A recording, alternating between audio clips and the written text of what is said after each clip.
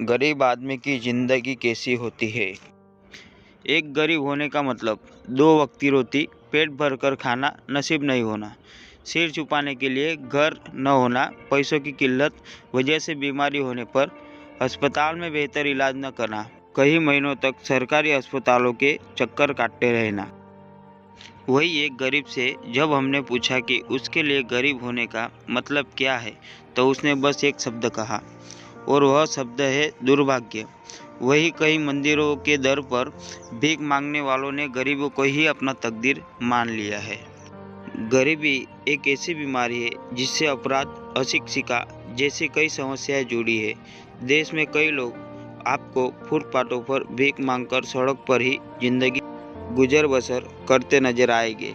इन गरीब लोगों के बच्चे स्कूल नहीं जा पाते। वह अगर पढ़ना भी चाहे तो गरीबी ही है जो उसे पढ़ने नहीं देती।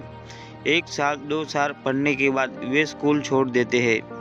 परिवार वाले बच्चों को पढ़ा नहीं पाते।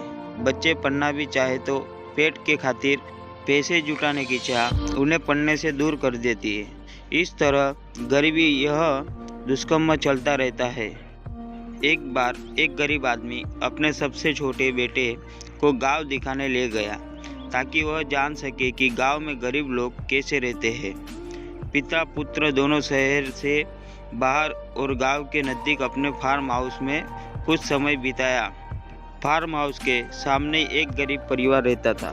फार्म हाउस में कुछ समय बिताने के बाद दोनों पिता पुत्र वापस शहर लौटने लगे। लौटते समय पिता ने पुत्र से पूछा कि बेटा, यात्रा कैसी रही।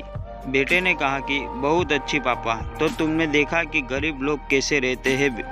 बेटे ने इसका उत्तर हाँ में दिया। उसके बाद पिता ने बेटे से वापस प्रश्न किया कि अच्छा बताओ, यात्रा से तुमने क्या सीखा।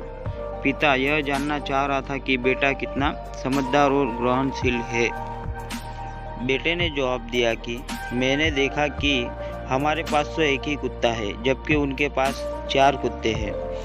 हमारे घर का स्विमिंग पूल काफ़ी छोटा है जबकि वह बड़ी नहर में नहाते हैं।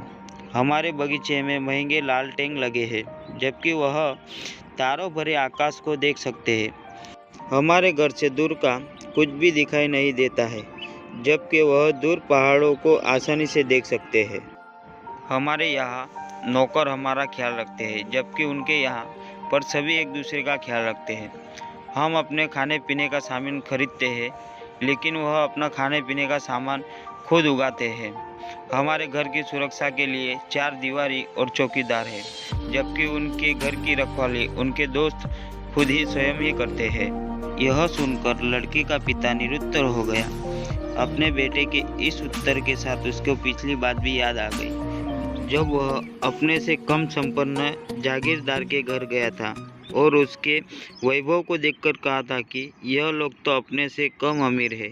आज पिता को तो इस बात का बोध हुआ कि अमीर गरीब साधनों पर ही विचार है और भगवान में ही रहती है।